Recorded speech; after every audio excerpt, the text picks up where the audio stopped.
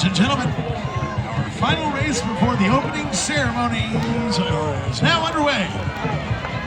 Let's put our hands together for the racers farthest from the shoreline, RSM US LLP, followed by Fizz Fleet. In the middle, Dragon Boat at the beach. Second from the shoreline, Wesley International Academy. And closest to the shoreline, Leatherneck Warriors.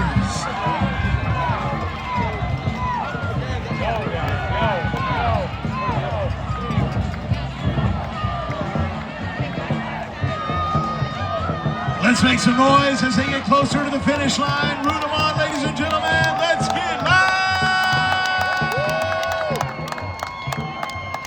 It's a close call.